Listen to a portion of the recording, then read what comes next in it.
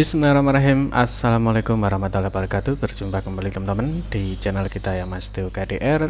Oke teman-teman, di kesempatan kali ini ya kita akan berbagi informasi kembali masih di seputar dunia pendidikan teman-teman ya. Nah, khusus untuk kesempatan kali ini teman, kita akan membahas ya mengenai PPDB ya, atau penerimaan peserta didik baru, yang mana teman-teman di tahun 2025 ini nanti ada perubahan juknis ya, atau ada perubahan aturan ya mengenai PPDB, yang mana di tahun sebelum 2025 itu istilahnya adalah PPDB, penerimaan peserta didik baru. Nah, di tahun 2020 nanti akan berubah menjadi SPMB ya, atau sistem penerimaan murid baru ya. Jadi ada perbedaan istilah di tahun 2024 ke bawah ya dengan 2025. Nah, di sini nanti teman-teman ada aturan terbaru mengenai sistem penerimaan murid baru ya di tahun 2025-2026 yang nanti kita akan bahas. Salah satunya adalah mengenai jalur pendaftaran. Ini yang sering ditanyakan teman-teman ya. Kalau teman-teman ingat di tahun sebelumnya ya, itu ada jalur yonasi ya, ada jalur prestasi, ada jalur perpindahan tugas orang tua ya, ataupun ada jalur afirmasi. Nah, di tahun ini bagaimana ya? Apakah masih sama untuk jalur pendaftarannya dengan tahun sebelumnya? Terus berikutnya nanti untuk jadwal pendaftaran, terus ada batas usia pendaftaran, ada syarat pendaftaran, terus ada pembagian yonasinya apa tidak ya, apakah jalur yonasi di tahun ini masih ada apa tidak, atau mungkin berganti nama atau sebagainya. Nah, berikutnya ada kuota jalur pendaftaran ya.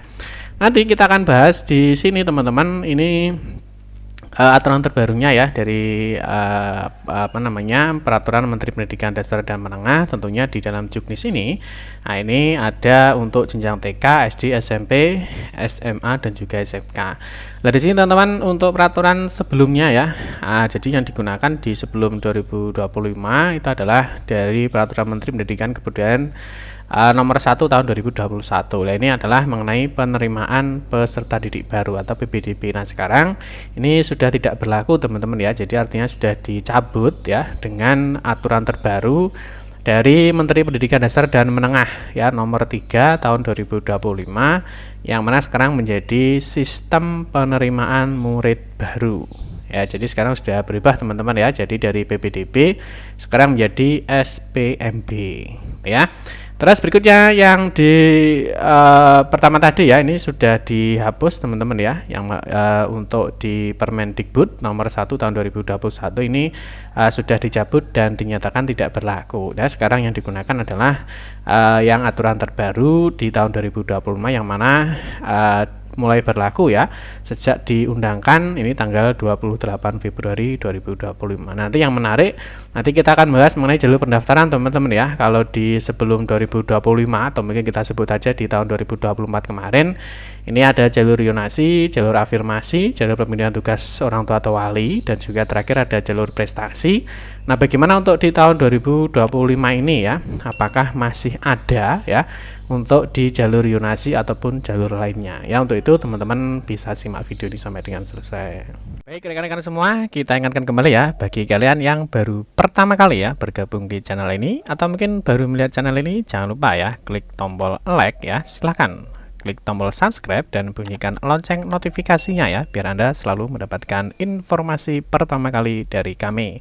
Bagi kalian yang suka baca berita, silahkan kunjungi saja di laman resmi kita masteokdr.com. Di sini kita akan berbagi informasi ya, khususnya di seputar dunia pendidikan. Selamat menikmati informasi dari kami, dan semoga informasi ini bermanfaat ya untuk kita semua. Oke, yang langsung saja kita bahas untuk jalur-jalur dalam pendaftaran ya, dan juga nanti ada syaratnya, terus ada pembagian zonanya, ada kuota jalur pendaftarannya. Tapi kita nanti tidak membahas secara lengkap teman-teman ya. Nanti kita akan membahas di intinya atau per poinnya saja ya. Oke, untuk juknis sistem penerimaan murid baru ya. Nah, ini sudah dikeluarkan ya di tanggal 28 Februari ya 2025. Ini sudah sah berlaku ya terkait dengan sistem penerimaan murid baru. Nah, mungkin bagi teman-teman sebelum membahas terkait dengan juknis terbaru di PPDB, mungkin teman-teman ada yang mau bergabung ya, silahkan. Di sini kita ada link Telegram ataupun ada link WhatsApp ya. Mungkin nanti kita akan memberikan informasi-informasi di seputar sistem penerimaan murid baru ya, atau mungkin teman-teman masih mengenal dengan PPDB gitu ya. Oke, yang pertama kita akan bahas untuk juknisnya. Jadi yang digunakan masih fresh yang baru ya, di nomor 3 tahun 2025 mengenai sistem penerimaan murid baru. Nah, di sini yang pertama teman-teman, untuk juknis ini digunakan ya untuk satuan pendidikan formal yang melaksanakan SPMB ya, atau sistem penerimaan murid baru, itu terdiri dari TK, SD, SMP, SMA, dan juga SMK ya. Tentunya ini untuk swasta ataupun untuk negeri teman-teman ya. Oke, yang pertama kita bahas dulu untuk jalur pendaftaran ya. Jalur pendaftaran di juknis ya. Kalau kita lihat di bab 2 di penerimaan murid baru di bagian ke-1 di sini ada namanya jalur penerimaan murid baru. Nah, kalau kita lihat teman-teman, ternyata ini ada sedikit perubahan nama ya. Jadi ada perubahan nama di sini. Penerimaan murid baru untuk SD, SMP, dan SMA dilaksanakan melalui jalur penerimaan murid baru. Nah, jalur tersebut ini adalah yang pertama adalah jalur domisili. Ya, kalau dulu di 2024 teman-teman mengingat jalur yonasi ya. Jadi ternyata sekarang di 2025 ini berubah namanya menjadi jalur domisili ya. Nah, yang kedua adalah jalur afirmasi. Ini masih sama ya, jalur afirmasi tidak ada, kalau kita lihat di juknisnya tidak banyak perubahan. Terus jalur prestasi ini juga teman-teman tentunya sudah paham ya. Ada jalur akademik, ada jalur non akademik ya. Nanti biasanya ada juara-juara, ada perlombaan, terus ada jalur rapor, dan juga mungkin ada ya seperti tahun kemarin sudah dilakukan ada OSIS teman-teman ya, ada ketua OSIS dan juga ada kepanduan atau kepramukaan. Jadi yang teman-teman yang di SMP-nya itu sebagai ketua OSIS, yaitu nanti ada peluang ya. Kalau di Jawa Timur itu ada namanya golden ticket ya. Mungkin teman-teman yang mengikuti video saya ya, mungkin ada teman-teman yang mengikuti video saya di playlist ya di PPDB tahun 2024 teman-teman ya. Di sini di PPDB tahun 2024 ya, kita sudah membahas banyak sekali ya, baik itu di golden ticket, cara pendaftaran, dan juga lain sebagainya. Nah, terus berikutnya teman-teman, setelah jalur prestasi ini ada akademik, non akademik. Nah, berikutnya ada jalur mutasi. Nah, ini kalau di tahun sebelumnya ini ada jalur perpindahan tugas orang tua ya, atau jalur jalur perpindahan tugas orang tua ya. Kalau sekarang diganti namanya menjadi jalur mutasi. Itu sebenarnya tidak jauh berbeda teman-teman ya, kalau kita lihat dengan juknis di tahun sebelumnya ya, di tahun 2021. Nah, ini kalau kita lihat mengenai jalur pendaftaran itu kalau kita lihat berubah namanya ya, jadi namanya berubah. Nah, ini ya, kalau dulu adalah jalur yonasi, afirmasi, ini ya pindah tugas, ini sekarang diganti menjadi jalur mutasi ya. Terus prestasi masih tetap sama ya, ada prestasi akademik, non akademik. Terus di yonasinya ini sekarang berubah menjadi jalur domisili, gitu ya, paham teman-teman ya. Oke, next, sekarang kita lanjut di informasi berikutnya ya. Di sini untuk jalur prestasi ya, dimaksud dalam pasal 6 ayat 2 ini tidak ada untuk SD ya. Jadi jalur prestasi itu tidak ada untuk SD. Nah, terus jalur penerimaan murid baru sebenarnya dimaksud dalam pasal 6 ayat 2 dikecualikan untuk ini ya, ada beberapa pengecualian, mungkin nanti teman-teman bisa cek di panduannya ya, jadi kita cek sekilas saja. Oke, berikutnya untuk syarat pendaftaran ini tentunya kalau kita lihat syaratnya masih sama ya. Untuk syarat pendaftaran itu masih sama ya, ada persyaratan umum, ada persyaratan khusus, yang mana di sini nanti ada batas usia, dan yang penting tentunya telah menyelesaikan pendidikan pada jenjang sebelumnya ya. Misalkan di SMA ya tentunya sudah harus lulus SMP dan seterusnya. Ini kalau kita lihat di dalam aturannya nanti teman-teman bisa cek ya terkait dengan syarat pendaftarannya. Di sini ada syarat umumnya ya. Nah, umum ini jelas ya. Di syarat umum ada usia ya, nanti sudah penyelesaian ini ya. Di sini kalau kita lihat untuk TK ya, usianya paling rendah dalam 4 tahun. Paling terus untuk kelompok B 5 tahun dan seterusnya. Ini kalau kita lihat tidak banyak perubahan teman-teman ya. Jadi tidak banyak perubahan untuk di syarat pendaftaran di usia. Terus untuk bukti lulus ya. Jadi bukti lulus di jenjang sebelumnya ya tentunya masih sama ya, ada ijazah, ada surat keterangan lulus. Ini jelas ya. Nah, di sini ada persyaratan khusus teman-teman ya. Jadi ada persyaratan khusus. Nah, ini persyaratan khusus kalau kita lihat ini masih sama ya untuk jalur domisili ya. Di jalur domisili di sini di pasal 17 ya. Ini di jalur domisili atau mungkin teman-teman pahamnya di jalur yunasi ini masih sama ya. Jadi tetap menggunakan kartu keluarga yang diterbitkan paling singkat 1 tahun sebelum tanggal pendaftaran. Nah, Pak, nanti untuk jadwalnya bagaimana? Jadwalnya itu nanti biasanya di setiap daerah itu biasanya nanti akan ada juknisnya masing-masing ya. Kita kasih contoh misalkan di Provinsi Jawa Timur ya. Nanti di sini di petunjuk teknisnya biasanya nanti ada jadwalnya. Ya, jadi di sini nanti pasti ada mengenai jadwal pelaksanaan ya. Jadi mesti nanti di setiap daerah itu akan mengeluarkan jadwalnya ya, mesti ada. Nah, nanti teman-teman bisa pantau ya di apa namanya masing-masing daerahnya. Ya, nanti mesti ada terkait dengan jadwal pelaksanaan. Nanti bisa dicek masing-masing di daerahnya nanti kapan sih PPDB itu dimulai. Itu ya. Terus ini masih sama di poin 2, jadi nama orang tua atau wali itu harus sama ya, yang tercantum di rapor atau ijazah pada jenjang sebelumnya.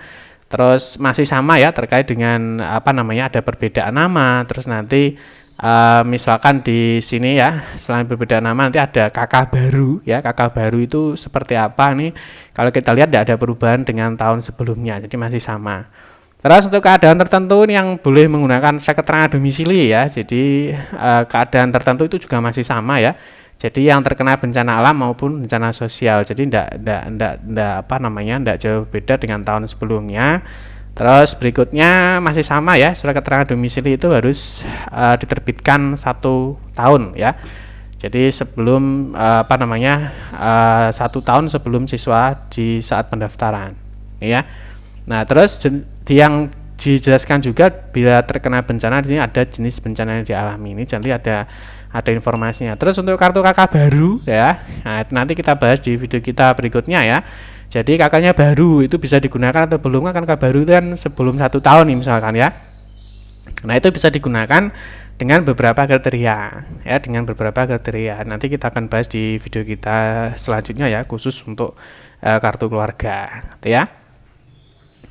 Terus berikutnya kita akan bahas mengenai jalur prestasi ya. Jalur prestasi, nah ini masih sama ya. Jadi di pasal 20, jadi untuk jalur prestasi itu tetap ada 2 ya. Jadi ada prestasi akademik maupun di prestasi non akademik. Nah, kalau kita lihat di prestasi akademik teman-teman yang digunakan itu dapat berupa nilai rapor teman-teman ya. Jadi nilai rapor semester 1 sampai dengan 5 saya rasa tidak ada perubahan ya, masih sama. Terus prestasi di bidang sains, teknologi, riset, inovasi dan atau bidang akademik lainnya ini juga masih sama. Terus yang menarik di poin ini ya, prestasi non akademik ini kalau di Jatim kemarin sudah diberlakukan ya, ada namanya golden ticket, yaitu adalah untuk ketua OSIS atau organisasi siswa intersekolah dan juga untuk organisasi kepanduan ya. Kepanduan ini adalah pramuka teman-teman ya. Jadi kalau kita ketahui untuk organisasi kepanduan ini adalah apa namanya pramuka ya. Jadi kalau lihat ada yang beda ya dengan tahun sebelumnya itu ya. Nanti mungkin di sini ada prestasi di bidang seni dan lain sebagainya ya. Terkait dengan bidang non akademik ini masih sama ya, harus apa namanya harus ada verifikasi dari daerahnya ya.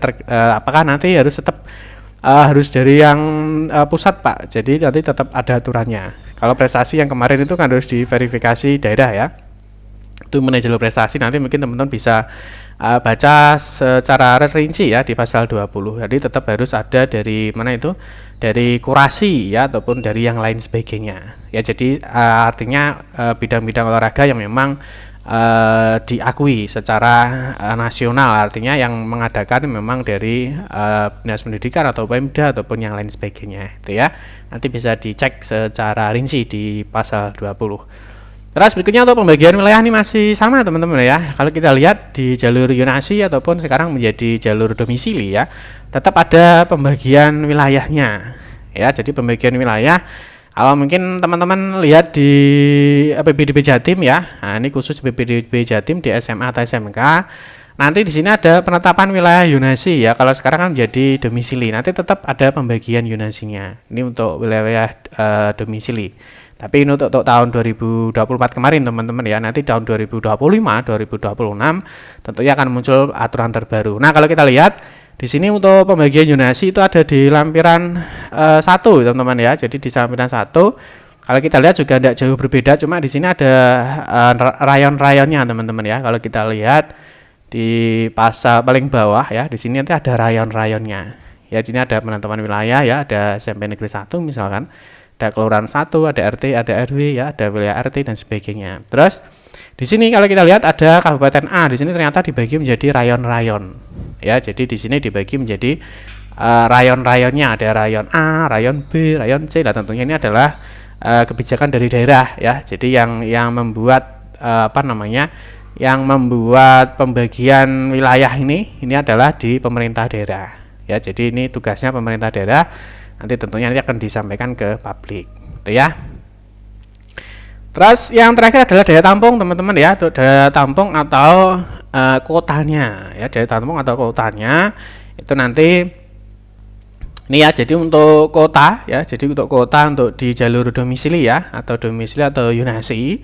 Ini untuk SD adalah paling sedikit 70%, untuk SMP 40%, untuk SMA itu adalah 30%. Ini jalur yonasinya ya, minimal atau paling sedikit. Terus untuk afirmasi ya, nah ini dimaksud huruf B sebesar untuk afirmasi, SD adalah 15%, SMP 20%, dan juga untuk 30 ya untuk SMA, dan yang terakhir adalah untuk jalur SMP SMA ya. Di sini ada jalur prestasi, ini juga paling sedikit ada 25% untuk SMP dan 30% untuk SMA gitu ya. Terus prestasi untuk jalur mutasi ya, jalur mutasi itu 5% ya, tentunya 5% dari daya tampung sekolahnya ya. Misalkan ada 100 siswa ya, tentunya nanti ada 5% dari 100 ya. Dan yang terakhir di sini kita adalah kriteria seleksinya. Jadi kalau misalkan pagunya ya, atau mungkin dalam satu kelas itu yang diterima hanya 30 siswa misalkan, sedangkan pendaftarnya itu ada 100 ya, berarti kan ada 100 siswa ini yang diseleksi untuk mendapatkan urutan terbaik ya, nomor 1 sampai dengan 30 di masing-masing jalurnya. Nah, di sini teman-teman kalau kita lihat untuk model seleksinya ya, seleksinya di sini dilihat di pasal 42 ya. Jadi 42 ini seleksi untuk SD ya. SD ini adalah tes kemampuan membaca, menulis, berhitung atau bentuk tes lainnya. Nah, sedangkan untuk di SD ini untuk prioritasnya, jadi ketika misalkan pendaftar yang diterima 30, pendaftarnya 100 ya, maka nanti akan diseleksi berdasarkan usia dan juga jarak tempat tinggal ya. Ini misalkan untuk di ketika pendaftar itu melebihi dari kuota pagu sekolahnya gitu ya. Terus misalkan di sini untuk yang di tingkat SMP ya. Ya, untuk yang di tingkat SMP ini saya rasa juga tetap sama ya. Jadi kalau misalkan murid yang mendaftar ini melalui jalur domisili ya, melampaui jumlah kuota ya, jadi seperti tadi yang diterima hanya 30, yang daftar 100 ya, maka dilakukan dengan urutan prioritas. Di sini kalau yonasi ya, jarak tempat tinggal dan juga usia. Ini saya rasa masih sama ya, tidak ada perbedaan.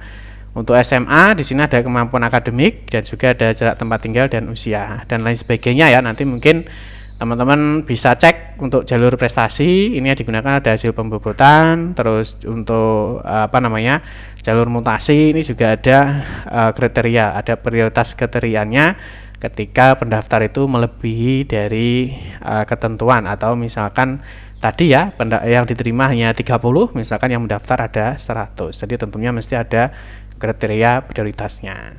Itu teman-teman ya, jadi informasi dapat kami sampaikan ya mengenai aturan terbaru mengenai PPDB atau Juknis mengenai penerimaan siswa baru ataupun murid baru. Nah, nanti untuk jadwal pendaftarannya seperti yang sudah kita sampaikan tadi ya. Jadi nanti di setiap daerah ya, setiap daerah pemerintah kabupaten atau kota ya, misalkan di sini kita kasih contoh di tahun 2024 ya, nanti mesti ada Juknisnya ya di setiap daerahnya, karena ini memang kewajiban daerah untuk membentuk Juknis. Nanti di dalam Juknisnya itu nanti pasti ada yang namanya jadwalnya ya, pasti nanti ada terkait dengan jadwal pendaftarannya ya.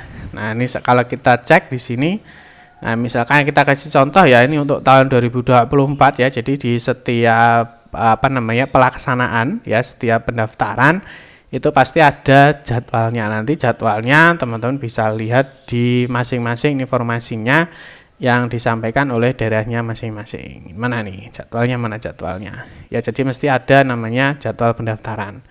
Ya, mungkin kayak gitu teman-teman. Nanti yang mau mengikuti di grup Telegram ya ataupun di grup WhatsApp ya, silahkan teman-teman nanti bisa scan aja ini ya. Mau scan ini boleh di WhatsApp ataupun di Telegram ya, untuk mendapatkan update informasi terkait dengan sistem penerimaan murid baru di tahun 2025 ini. Ini ya, jadi nanti ini kita kasih contoh untuk tahun 2024 kemarin ya. Jadi nanti setiap daerah pasti akan memberikan informasi ya mengenai di sini ya, misalkan pendaftaran misalkan di jalur afirmasi, jalur mutasi ataupun jalur yang lainnya ya, pastinya nanti ada jadwal-jadwalnya yang dikeluarkan dari daerahnya masing-masing. Terus bagi teman-teman mungkin yang belum dapat aturan terbarunya ya, jadi mengenai Juknis terkait dengan penerimaan murid baru ya, seperti biasa teman-teman bisa cek aja di masjukadea.com. Nanti teman-teman bisa download terkait dengan Juknis mengenai sistem penerimaan murid baru di tahun pelajaran 2025-2026. Demikian teman-teman informasi yang dapat kami sampaikan ya. Semoga informasi ini bermanfaat. Mohon maaf jika ada salah-salah kata dalam memberikan informasi dan penjelasan. Kita berjumpa kembali di video-video berikutnya. Saya akhiri, wassalamualaikum warahmatullahi wabarakatuh.